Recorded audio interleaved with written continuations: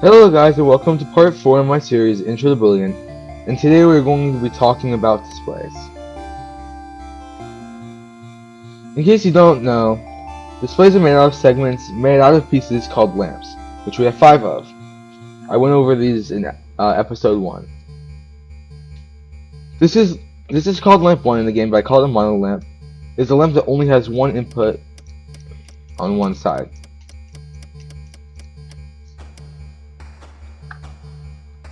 This is called lamp 2, but I call it a bilamp, a dual lamp, or a dial lamp, or a wire lamp.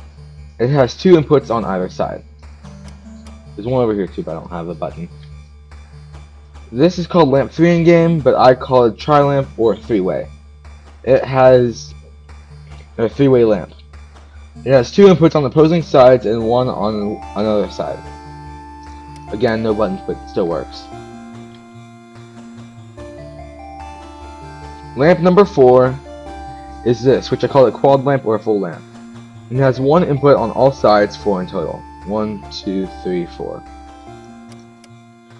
And then finally, lamp 5. Although it's lamp 5, it's only has 2 inputs, and it's way more similar to 2. I call it a corner lamp, which is why it's below this and not in line with all these other ones.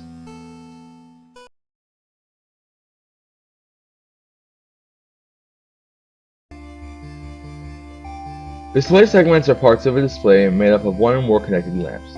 This is going to show some of the most popular examples. The first segment I'll be going over is something that should be familiar as of now. The singular lamp, any type, is the most simple display segment. It's not very good for creative displays. However, showing a quantity, numbers in binary, or testing are all things that make the singular lamp a useful tool. Oftentimes the mono lamp is used. The next segment is also really simple. This is a 3-lamp segment. It's creative and easily able to be scaled up to any size.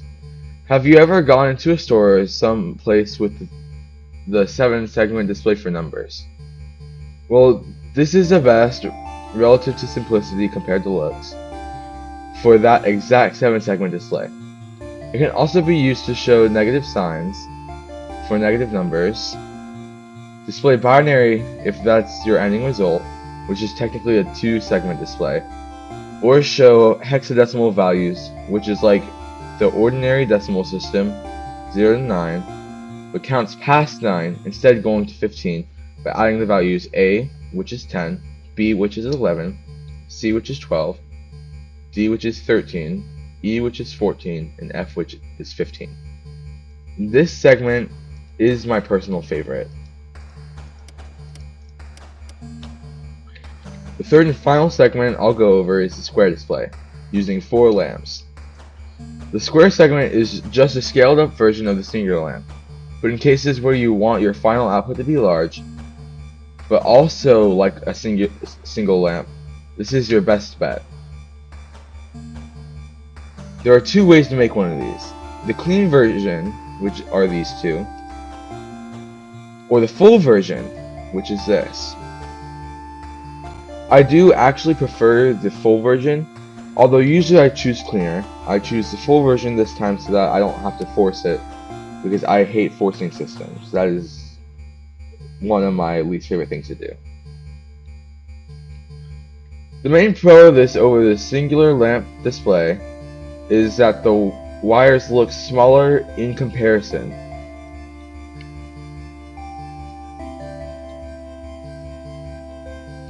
The main use of this is in games, such as the tic-tac-toe I made, and will show how to make in a later video.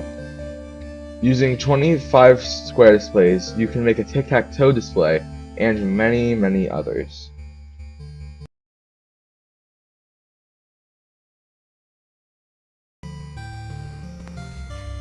Displays are made up of segments and are used to show things like numbers, letters, tallies, X's and O's in tic-tac-toe, and many, many more. I'll be showing a few of the most popular and useful displays.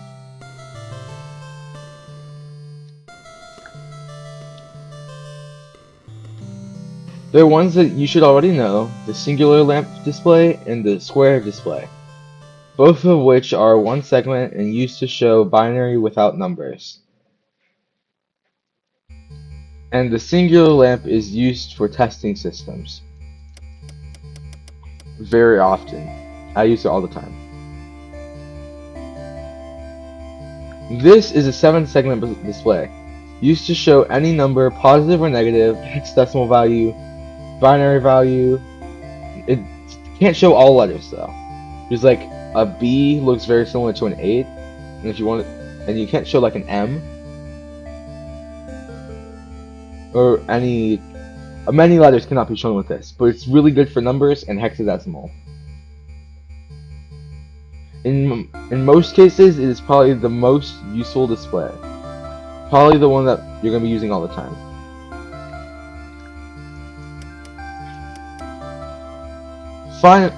Over here. Finally, this is a tic-tac-toe display, which is the sole game display I'll be showing. It can display X's and O's. It is made up of 25 square segments linked together. 4 are on displaying X's or O's, and 4 that never turn on. So, the corner pieces are on no matter which one is being displayed, and these 4 are never on. They will never be on while displaying something.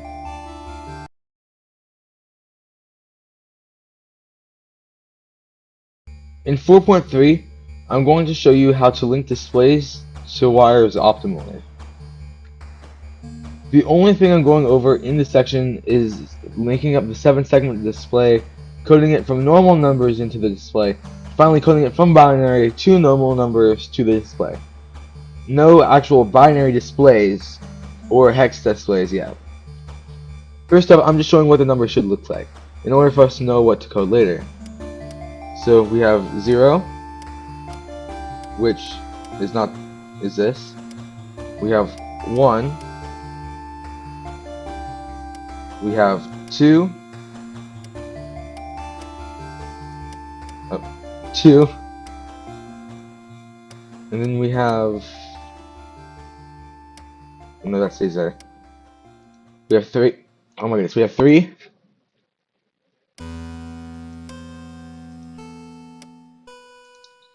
We have 4. 5. 6. 8.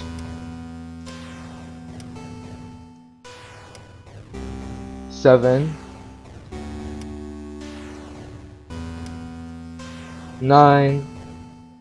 I don't know, I just said 9 like it's not the last one. This is the last one. But I'll also show some of the hex values, just in case.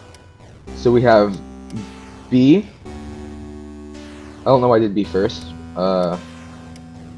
We have A, and then we had B. We have C.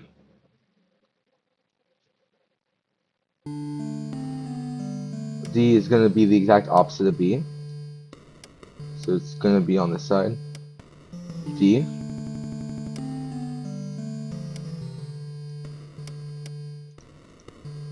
You have E. And finally, you have F.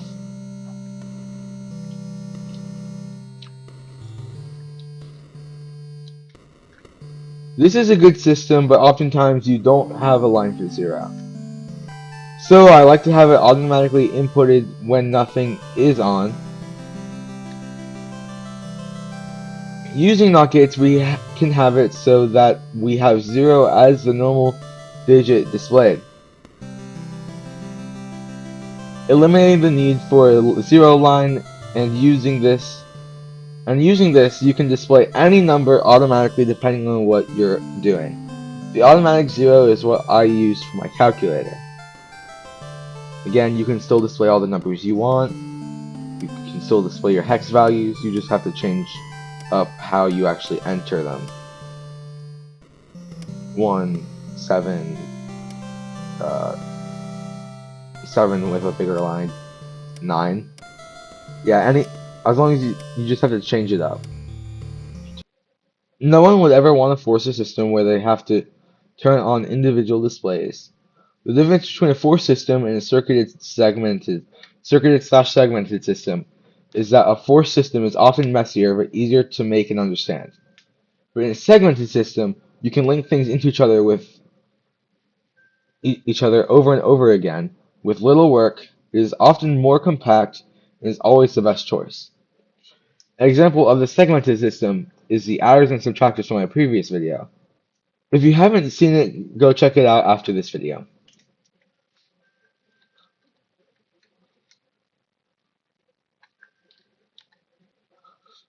So the segmented system I used here is technically an encoder, taking a number and converting them into display links. On the left we have the inputs. There are 9 for 1 through 9. 0, as mentioned previously, is hardwired as the display for when nothing is being displayed. On the top is my display for the numbers. So again, I'm going to go through them and say them. Well, we have 0, we have 1, 2, 3. That's wrong. There is supposed to be uh,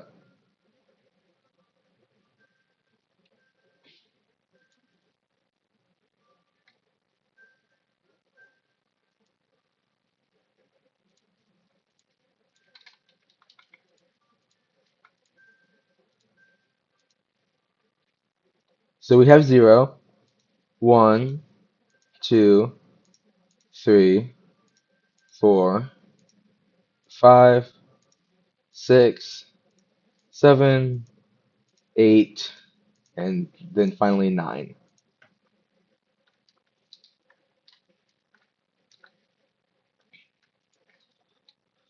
Computer logic does not work in decimal, but in binary.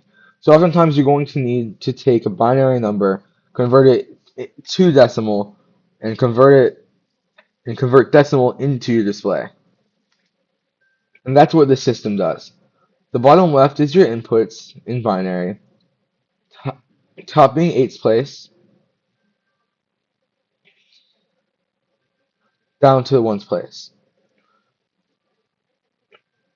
The next section takes your decoded values and converts them into display values. So you decode it, display values, and actual display. The third section is your display, and displays them. All you do is add a decoder to the previous system. So it's this system, but these inputs here are now being decoded into the thing. It's hard to tell what number it's on without actively checking, as even though this is off, it still kind of looks like an 8 since you can still see the line. So oftenly, what I do is I take the entire thing, and whenever there's an airspace, I fill it in with mono lamps to make sure that it looks more blended in. So now you can see that that's a 0 for sure.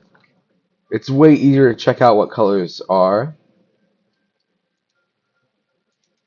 It just looks a lot better in general. I always do this with every single display I have. In fact, I actually had to actively clear this in order to implement it. Yeah, I'm just saying. It's for decoration, although unnecessary, but it makes it way easier to read. Personally, I completely prefer this. This is the way it should be made. This is the final section. I'm just going to go over a few things I didn't cover yet that are miscellaneous. Like, they don't belong in any of the sections. However, they are important, or at least semi-important to know. When I made the display for the winners in my tic-tac-toe, I made it so it displayed X wins, O wins, or cats. But later I decided that for a cats game, I'd have them both turn on. So it would display X and O for cats. So I'm showing how I did that. It's just this button linked into the X, this button linked into the O, this button linked into both the O and the X, so this would be what it displays for a cats game.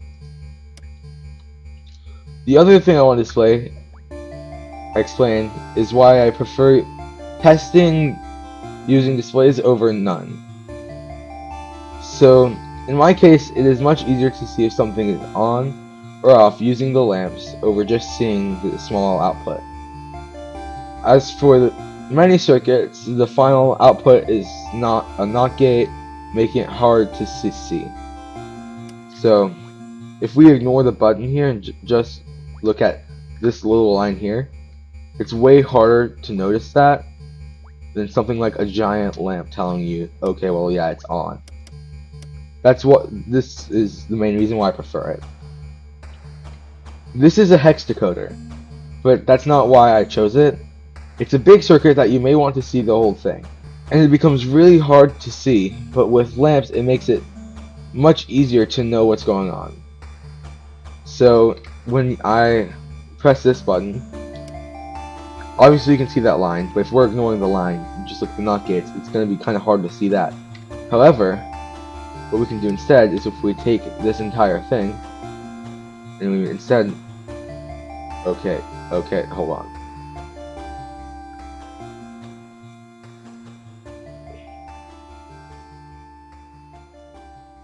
Okay, I don't know why the game is breaking, but yeah, yeah. For some reason, yes, it just looks better. It just needs to be reset really quick. And then this is a bit register. But without it being selected, it's hard to tell what number is actually going to be output. Basically, you can store a 1 or a 0. Like, if I make it so that it's displaying a 1, you wouldn't really know where to look. But if I then add a thing like that, so now you can see what it's going to be displaying, even if it's not. Now, this is... bit registers are going to be very important when I show off how I made my calculator, as I added save files, and this is what you use to make save files. Thank you guys for watching. If you enjoyed the video, please like and subscribe. And if you have any questions about anything that I have done at all, feel free to ask the question in the comment. Again, thank you for watching. I will see you in the next video. Bye-bye.